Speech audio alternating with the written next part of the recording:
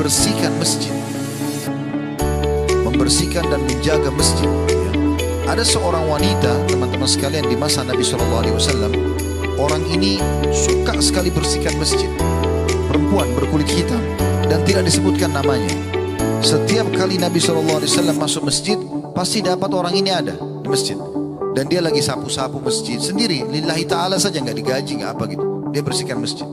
Maka pada saat dia meninggal, ya, satu hari Nabi SAW datang sholat, lihat habis sholat biasanya ibu itu sapu-sapu. Kok nggak ada ibu itu? Ditanya Nabi SAW. Nabi tanya kepada para sahabat, mana ibu yang biasa nyapu masjid? Kata mereka, sudah meninggal tadi ya Rasulullah. Dan waktu itu sholat asar, yang duhurnya meninggal orang itu, sudah dikubur. Kata Nabi SAW, kenapa kalian tidak sampaikan kepada saya supaya saya juga ikut menyaksikan jenazahnya? Kata para sahabat, ya Rasulullah, kami gak mau sibukkan anda. Seakan-akan sahabat ini ingin mengatakan, itu kan orang tidak dikenal, orang cuma biasa sapu-sapu masjid gitu kan. Maksudnya tidak mau sibukkan Nabi harus hadiri jenazahnya. Kata Nabi SAW, tunjukkan mana saya kuburannya. Lalu Nabi menziarahi kuburannya, perempuan itu, sebagai bentuk penghormatan karena biasa membersihkan masjid. Itu disebutkan dalam hadis sahih, diriwayatkan oleh Imam Bukhari dan Imam Muslim. Dan cukup banyak hadis-hadis Nabi SAW berhubungan dengan masalah itu. Di antaranya ada hadis Nabi SAW yang harus kita garis bawahi.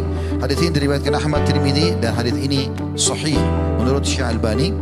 Dari Samurah bin Jundab radhiyallahu anhu, beliau berkata, amarana Rasulullah SAW an nattakhidal masajida fi diyarina wa amarana an nudadhifaha.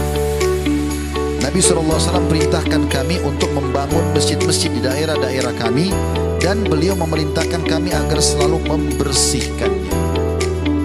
Jadi jangan anda menganggap, oh masjid itu yang bangun Pak Haji ini, ya udah biarin aja dia yang ngurus. Enggak, anda juga harusnya punya tanggung jawab. Anda masuk masjid lihat karpetnya ada kotoran, angkat saja. Bekas tisu, bekas kotoran, anda juga kalau datang harus buka puasa di masjid atau makan, angkat kembali kotorannya, bersihkan. Jangan tunggu, gitu kan? Semua perbuatan yang kita lakukan Allah akan nilai. Jangan tunggu, apalagi rumah Allah Subhanahu wa taala. Di dalam hadis yang lain, hadis ini juga hadis sahih, diriwayatkan oleh Imam Ahmad. Kata Aisyah radhiyallahu anha, amarana Rasulullah SAW bibina'il masajid fid duar wa an tunadhafa wa tutayyab. Rasulullah SAW memerintahkan kami membangun masjid di daerah-daerah yang kami tinggal. Jadi usahakan jangan pernah ada komunitas muslim kecuali ada masjidnya. Dan agar dibersihkan juga diberikan wewangian. Diwangikan masjid itu, ya. Saya tahu ada masjid di Jeddah, itu teman-teman setiap Jumat dibakarkan kayu gaharu 1 kilo. 1 kilo itu kayu gaharunya mahal sekali, bisa puluhan bahkan ratusan juta harganya. Hanya untuk membuat supaya jemaah itu merasa harum pada saat masuk ke masjid.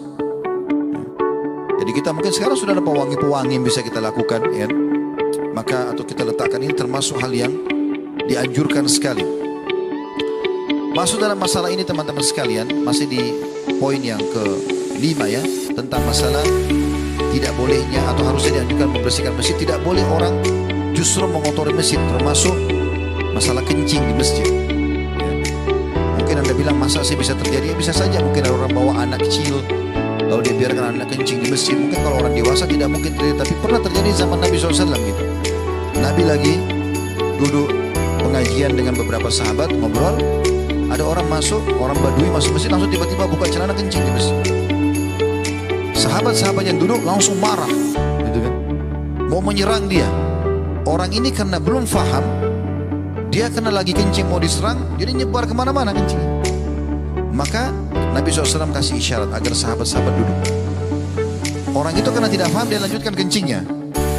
Setelah selesai dia kencing, Nabi SAW datang kepada lalu mengatakan, sabda beliau masyhur dalam hadis riwayat Muslim, inna hadhil masajida la tasluh li syai'in min hadzal baul wala al-qadar innama hiya li dzikrillahi azza wa jalla was salati wa qiraatil Quran.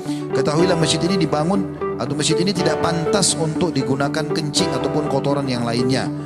Masjid dibangun hanya untuk berzikir, sholat dan membaca Al-Quran di dalamnya. Ini termasuk perintah Nabi SAW.